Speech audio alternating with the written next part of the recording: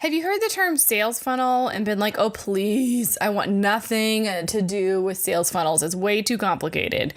You know, everything in my business and everything that I love to teach is all about simplicity. So let's break it down to the foundation of what it is that you're trying to achieve. And so I thought I would bring in Cody Burch for this episode of the podcast to talk about how to create sales funnels and things to think about when it comes to your customer journey. Cody Burch ditched his comfy six-figure job in pursuit of entrepreneurial legacy. His goal is to help online businesses own their marketing and experience growth on demand using sales funnels and Facebook ads.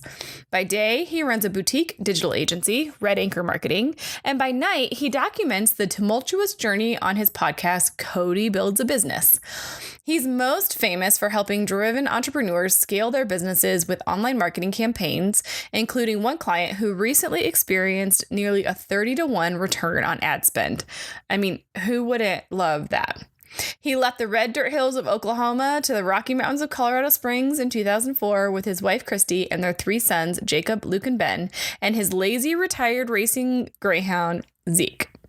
I think you're going to really love this episode because we do talk about sales funnels, but we don't really get crazy technical. This is not about overwhelming you with strategy, but more of helping you think about sales funnels from a broad perspective and how they can help you in your business. So if you don't have a sales funnel yet, don't worry. We're not going to overwhelm you here. Just take a listen, and I'd love to hear your favorite takeaway from this episode. Before we get into it, though, this episode is brought to you by our 30-day website roadmap, and you can get this free download at thefirstclick.net/30 days. This roadmap helps you evaluate your website and take a look at what's working and what's not, and maybe some things that you should have that you don't have on your website. Again, you can download it at thefirstclick.net/30 days. And I really hope that you'll spend the time to really work through the exercises and make sure your website is your 24/7, 365 selling machine. Let's get into it. You're listening to the Digital Marketing Therapy Podcast. I'm your host, Sammy Bedell-Mulhern, and each week I bring you tips from myself and other experts, as well as hot seats with small business owners and entrepreneurs to demystify digital marketing and get you on your way to generating more leads and growing your business. Well, everybody, please join me in giving a warm welcome to my guest today, Cody. Cody, welcome. Hey, awesome to be here. Thanks for having me. Yeah. So sales funnels, I mean, we talked a little bit about this in the introduction, but sales funnels is one of those things that I think is intimidating to folks. And so I guess we just want to tell the audience not to be scared, but that sales funnels can be really useful in your business.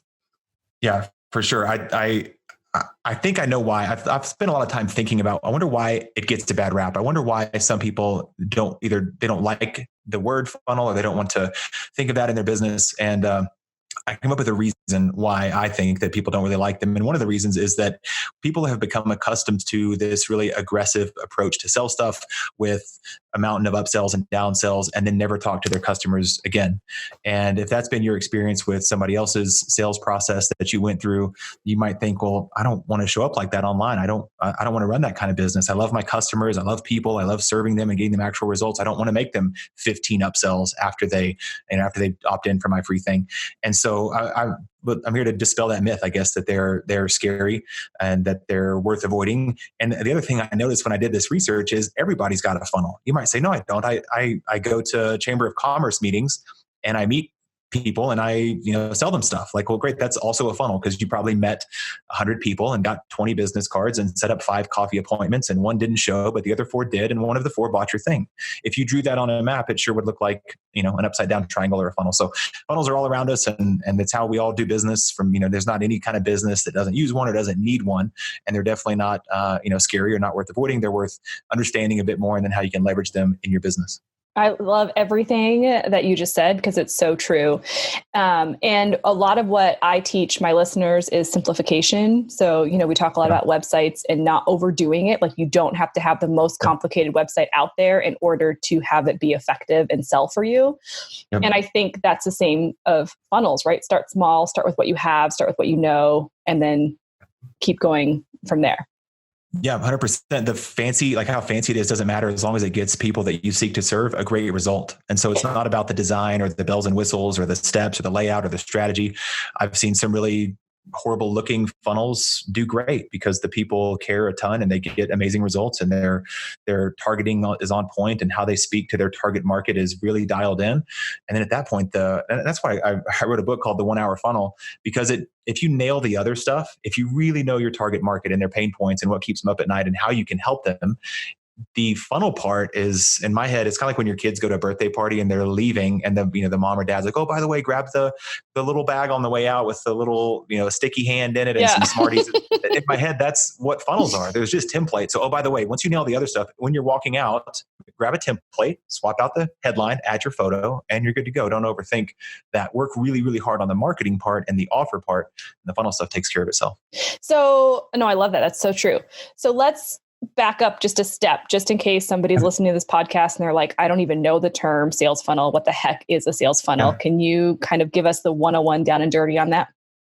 Yeah. So a sales funnel is simply just the hold your hand, step-by-step approach to walking somebody through your ideal sales process. Let me rephrase that.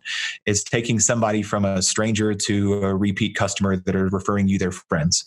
That's what a funnel is. So typically there's some value exchange on the front end in the form of a free gift or a get to know you. And the common thing, it's pretty overdone, but it is really accurate, is if you're getting to know somebody in a romantic relationship, you don't just propose on the first date. Mm-hmm. You meet them I don't know where you meet people. I've been married for so long, but wherever you go to meet people, and you work up the courage to approach that person and you have a conversation. And I'm just guessing from movies, can I buy you a drink? And then you start to get to know where you're from, come here often, whatever the line is, and you get to know each other.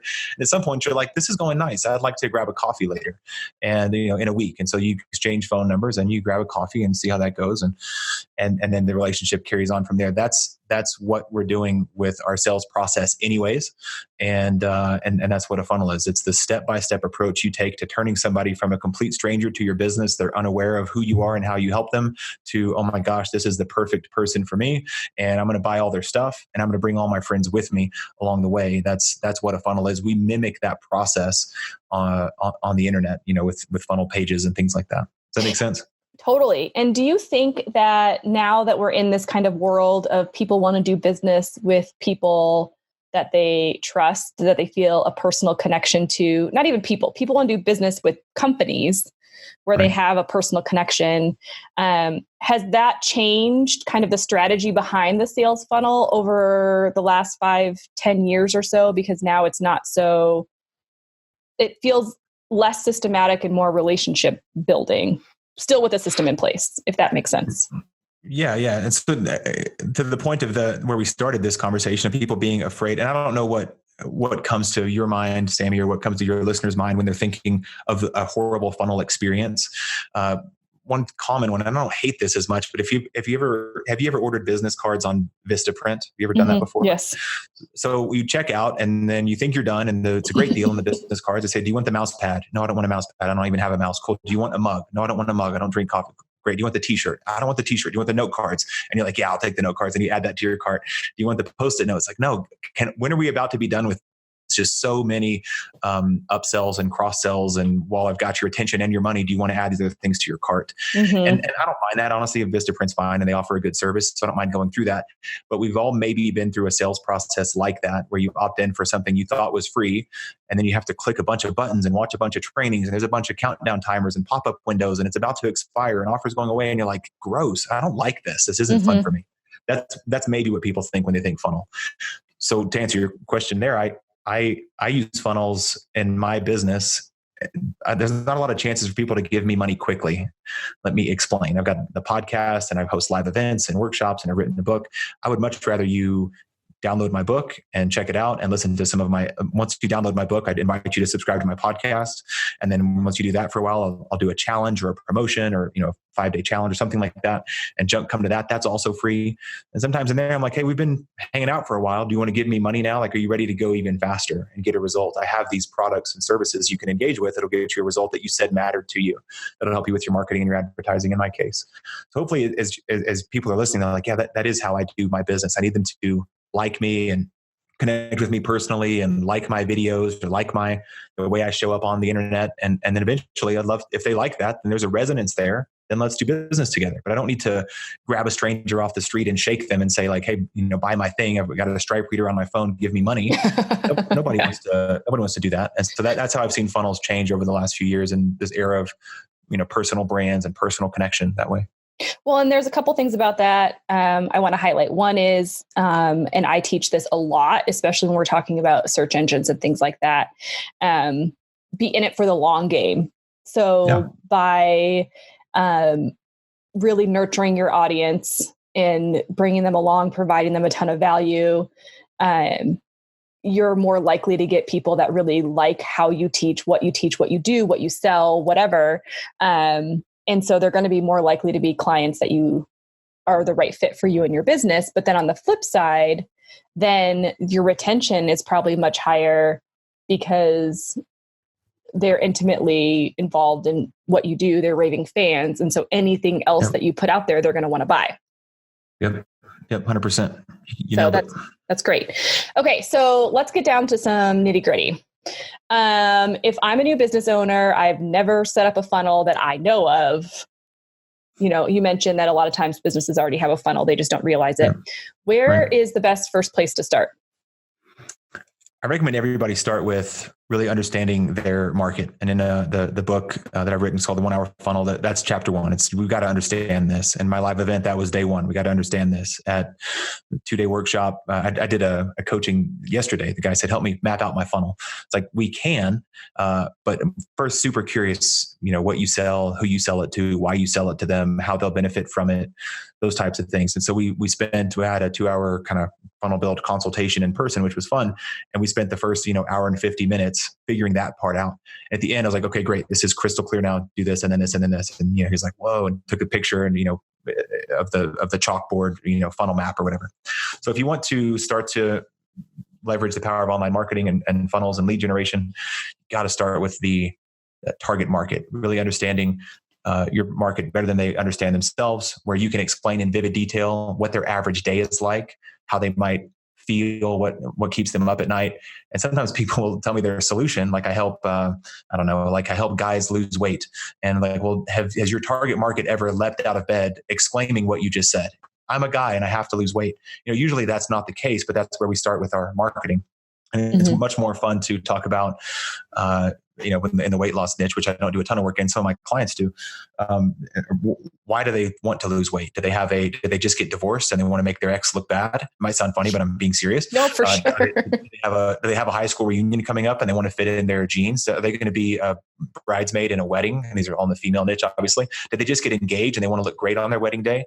A client of mine, she does that. She helps people lose weight that just got engaged to get ready for their wedding. I'm like, that's brilliant. That's super dialed in. Imagine what conversations are happening in that person's head.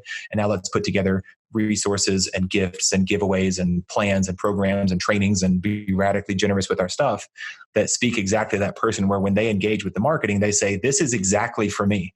They're reading my mail. It's like they went through my trash last night and they know everything I've ever thought. And they had my iPhone password and they read all my texts. Like, this is it. And so if you didn't resonate with what I just said and you can't quite do that yet, where when you explain it to your target market, they say that, like, get out of my head, then I would definitely stop and get that part figured out first. Well, another lesson that you've said in there is literally one of your clients is a woman who helps people get ready to look banging on their wedding day. Like, that's a very specific niche. Yep. Super specific. Yep. And, you don't be scared about really niching down to that, because then, like you said, it makes it easier for you to get inside their head. Yep. And really provide something for someone that they can't get somewhere else.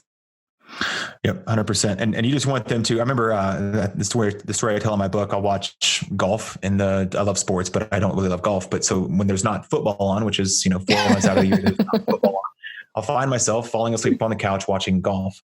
And when you watch golf, it's commercials for certain types of vehicles, certain types of watches, certain types of retirement communities.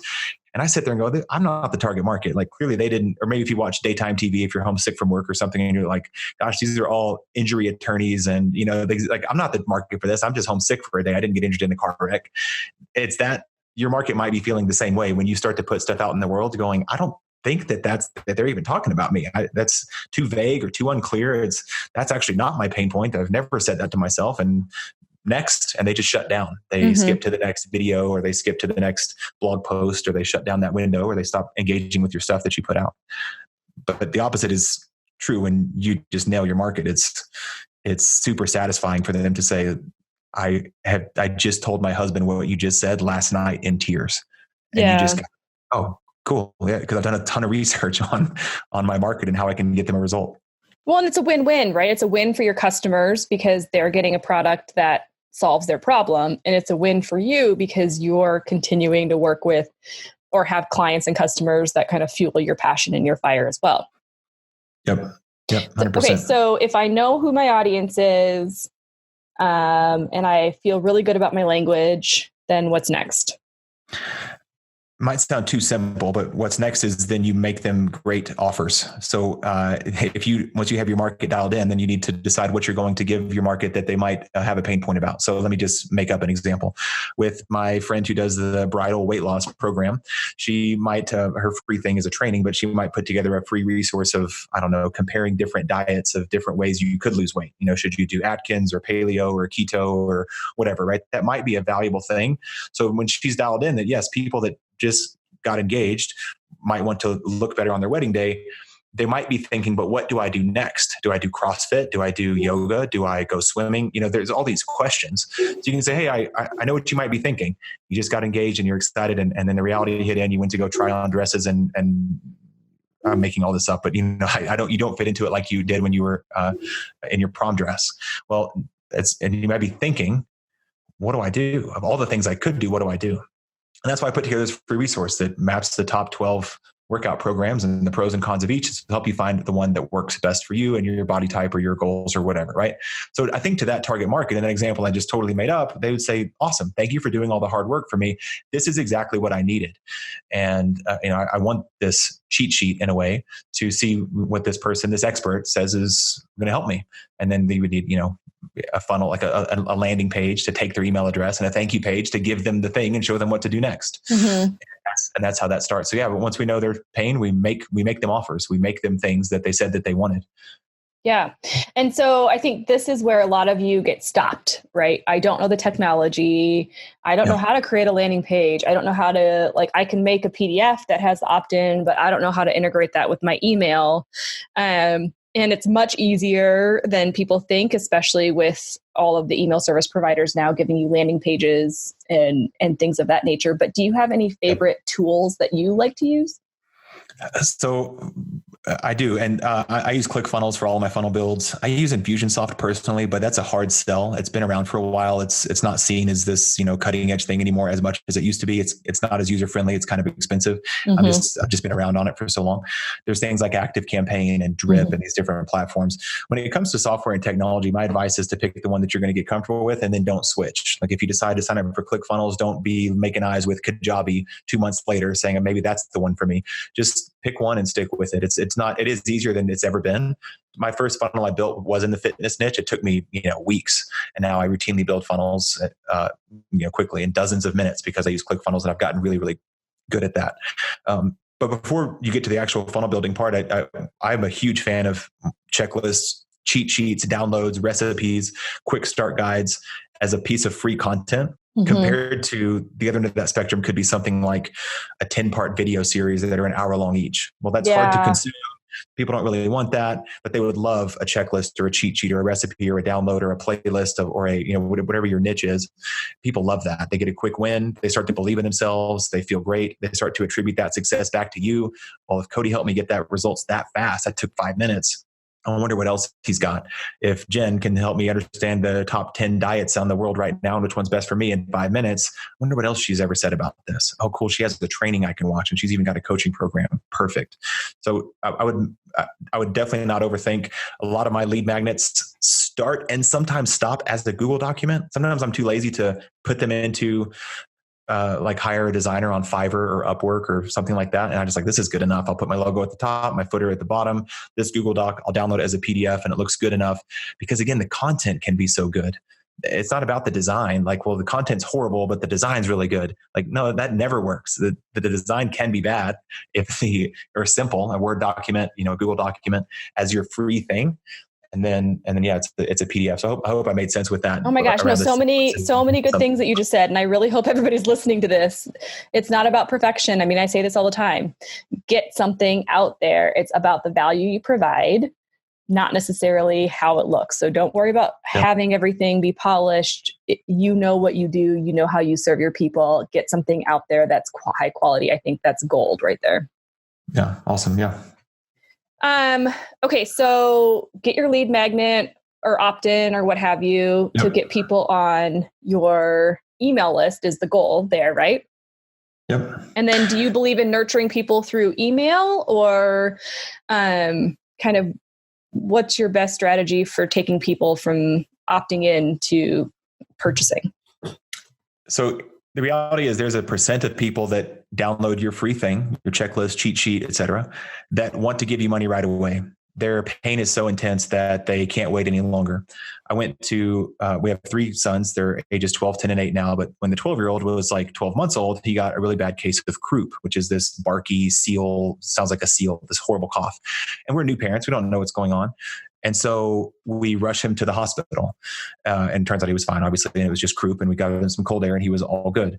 But my point is, in that moment, we didn't price check the other hospitals in town or decide which ambulance was the best, had the best service record or got the best miles per gallon, or we didn't decide which waiting room had the shortest wait time or which doctor had gone to the best school. The pain was so intense, we needed a result right away. And sometimes it's not ever that our programs are too expensive or that they cost too much. It's that the pain isn't intense enough. This week too, it's all usually medical stuff is the easy analogy. I went to get something looked at my back that I thought would just go away, and it hasn't gone away yet. I'm like, well, okay, I got to get this figured out. So I went to a physical therapist, and now we're doing that type of stuff because the pain is so intense. So what I'm saying with that, with your online marketing, if you give away a checklist or whatever your lead generator is, get out of their way and let them give you money as fast as possible. Don't make them watch a 10 video series. Don't make them watch a 2-hour webinar. Don't make them wait a month before you make them an offer. Some percent, and it's a small percent, typically 5 or 10% will give you money right away with whatever the next step in your sales process is. If it's a low ticket thing, a $50 thing, $100 thing, it depends on your market. So that's step 1, is get out of their way. Like, let them on the thank you page say, I know you have this problem. The thing you just requested is a part of the solution. And the whole solution, or to move faster, get even better results, would be to jump on a call with me, an accelerator call. And that's going to be $100, and click the button to get that squared away. And I'll talk to you then. Like, move out of their way and let them get their problem solved faster with more ease and more comfort, and give you money quicker.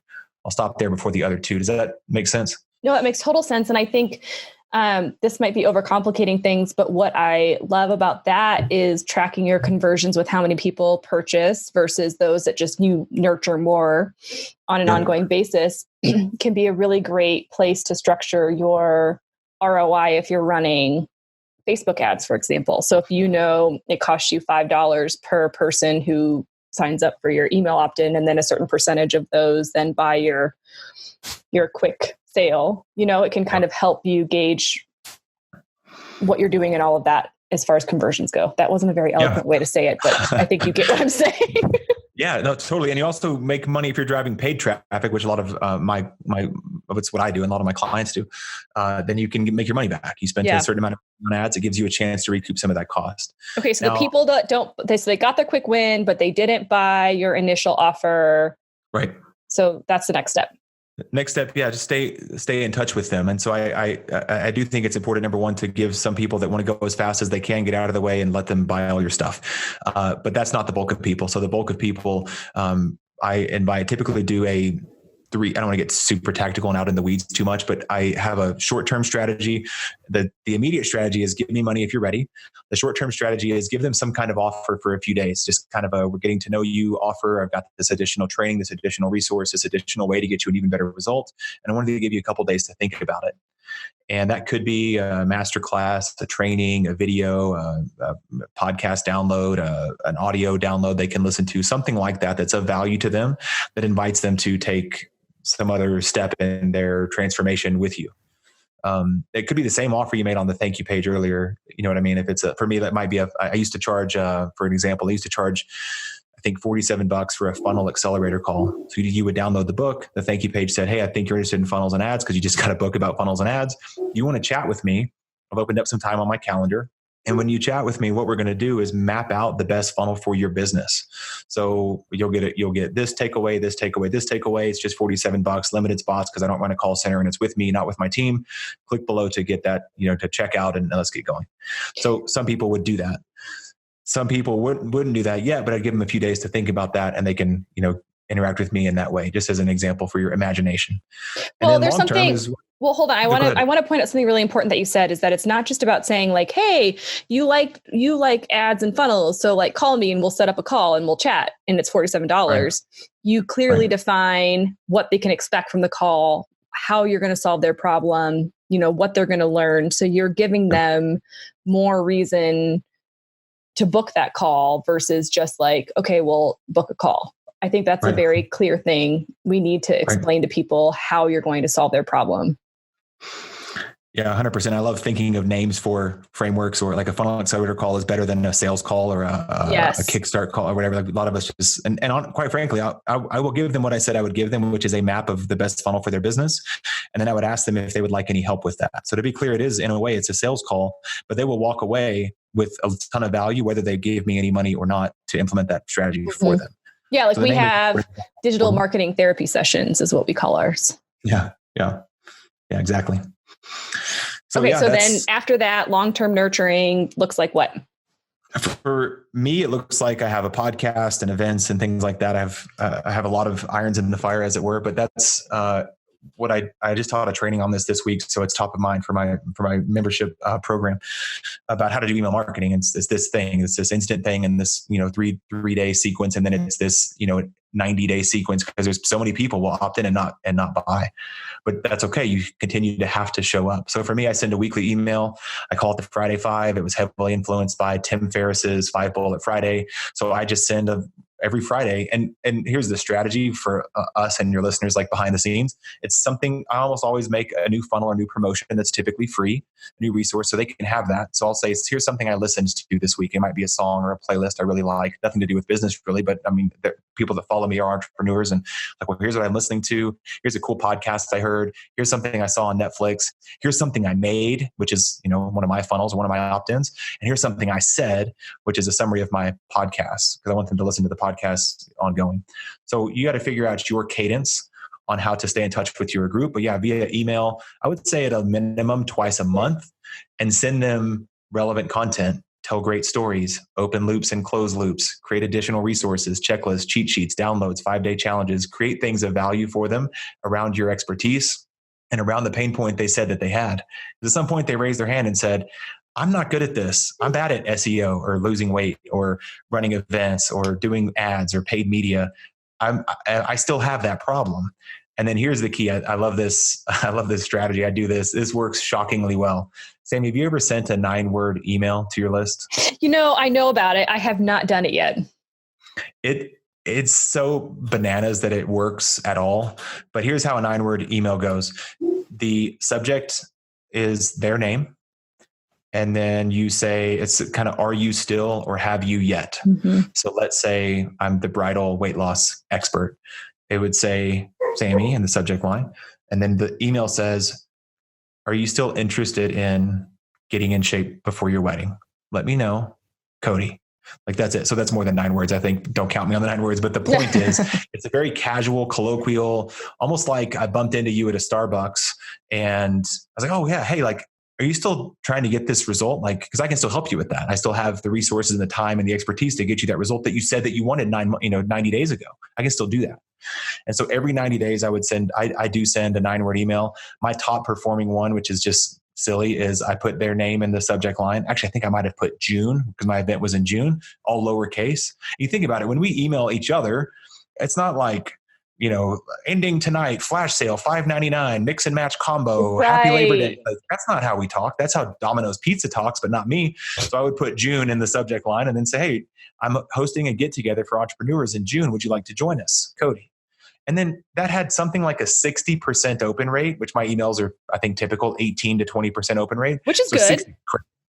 Yeah, that's fine, but 60% is crazy. Right. And it had like a 30% reply rate, which is crazy. So my email inbox, like dozens and dozens, my email list isn't huge, but it's dozens and dozens of people like, maybe when is it? Or how much does it cost? Or what exactly are the dates? Or is it a hotel or you get the conversation going. So there's a little nugget for your listeners. For the people that don't buy, about 90 days later, send them the 9-word email and say, hey, are you still interested in getting the result that you said you wanted 90 days ago?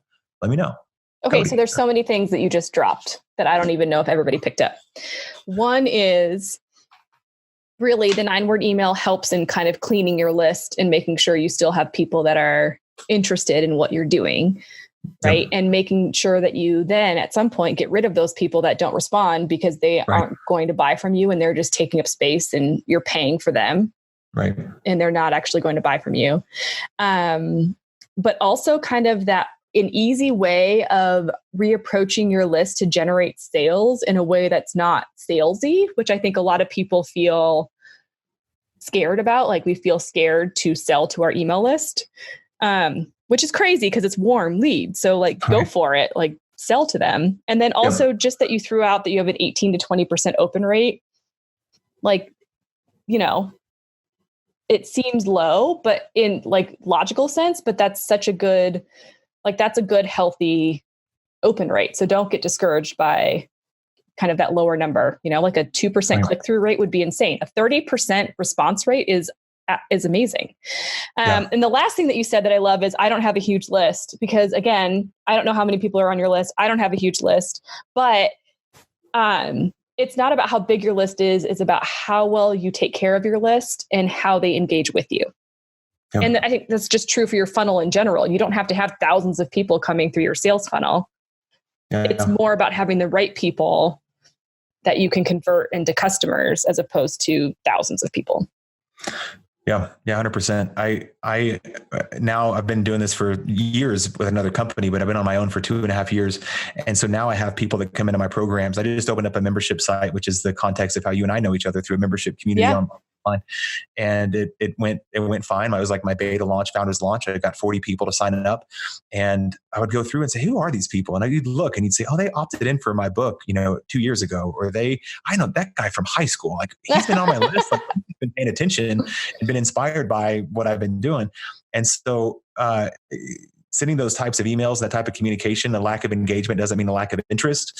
And people are watching and they're paying attention. And so I hate when I had a friend of mine, we were just actually, she's in my membership program. We were talking and she has a program that helps people get free from sugar addiction, which is amazing.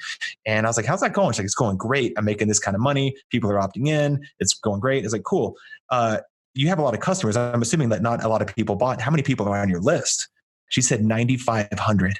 And my jaw dropped. And I was like, well, what are you doing to those people? She's like, I don't know. I'm too afraid to, email them again. Like, wait, they opted in and said they wanted help, to get free from sugar and you're not comfortable emailing them? Like, that's crazy. Send them an email right now, the 9-word email. Are you still interested in getting free from sugar? Let me know.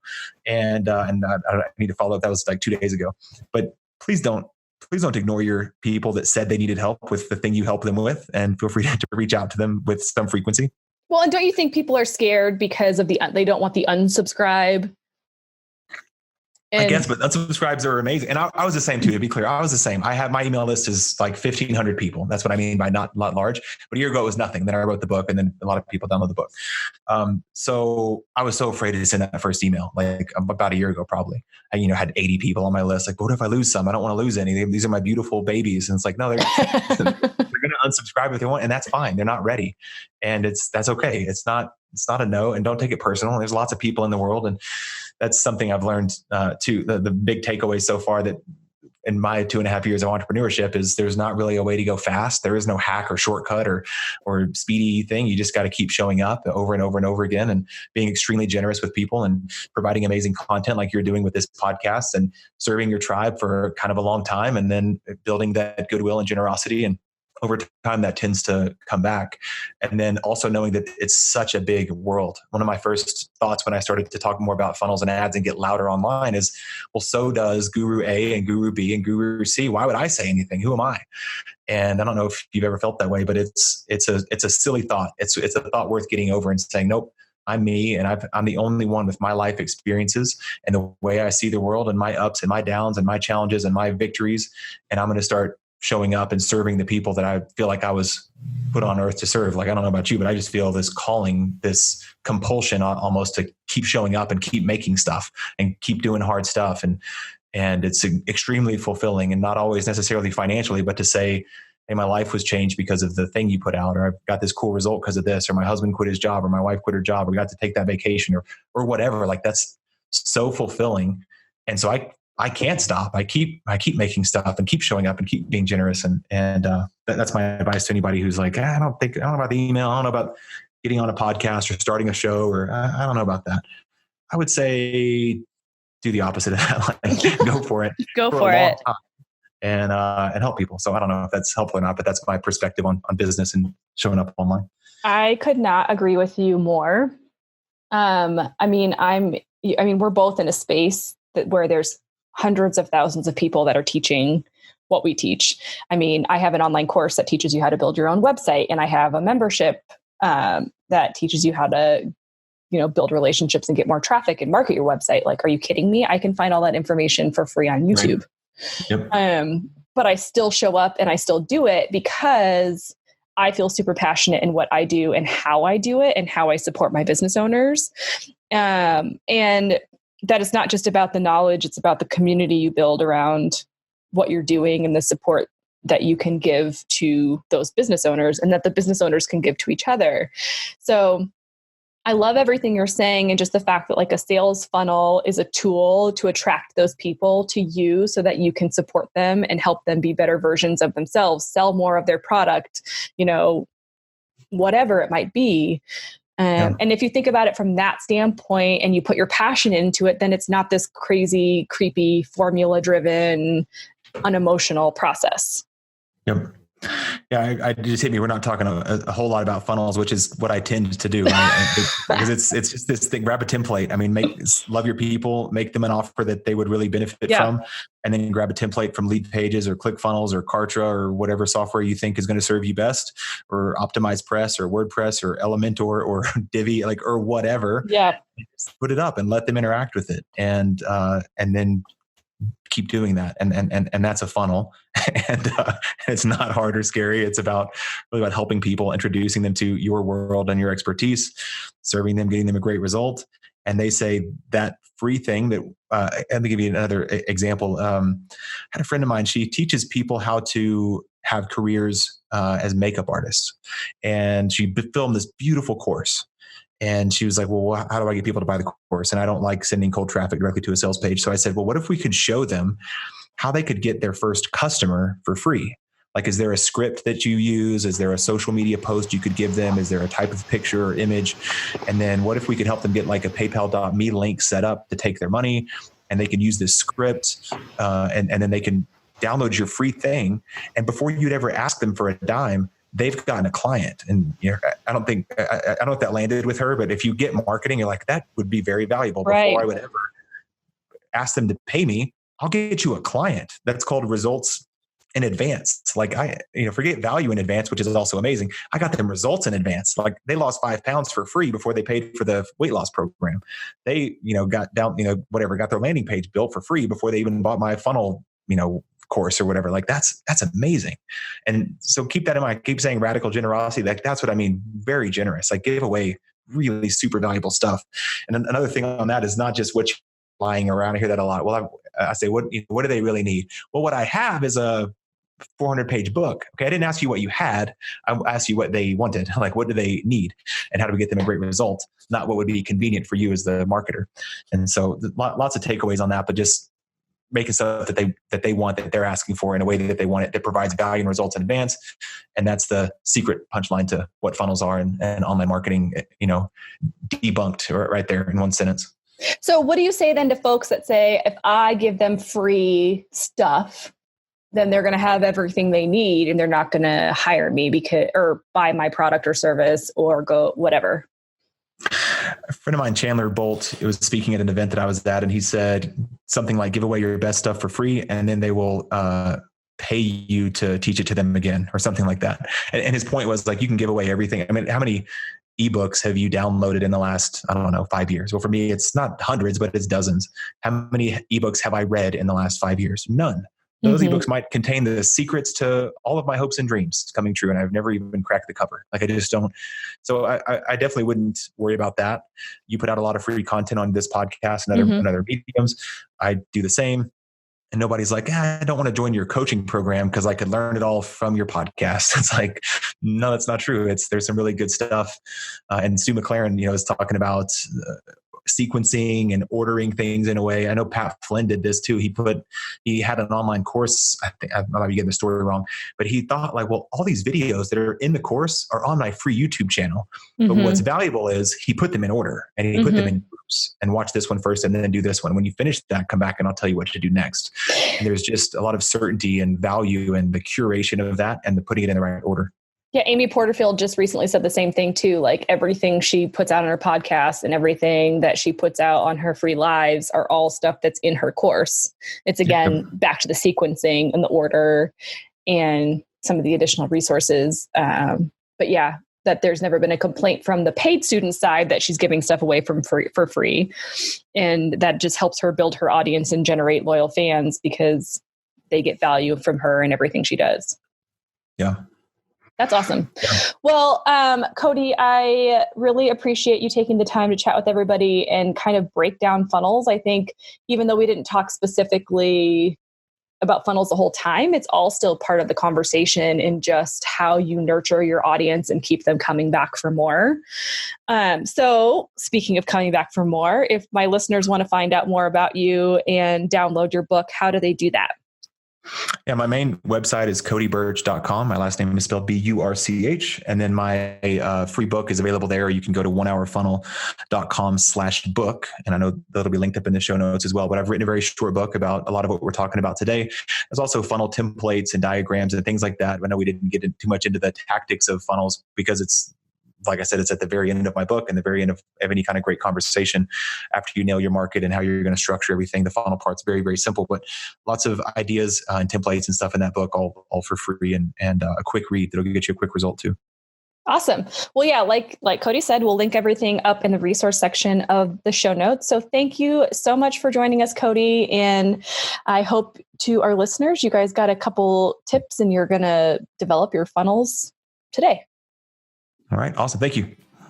A huge thank you again to Cody for joining me on this episode. You guys definitely check out his 1 hour funnel.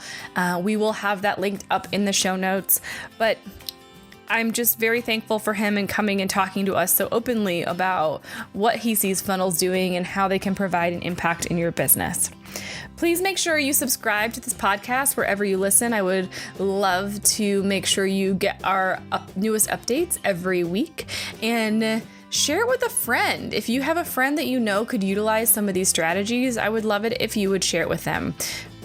I live in an abundant mindset, and building community and sharing ways that we could all grow together is definitely going to help the entire community as a whole. So thank you for listening, and I look forward to seeing you next week.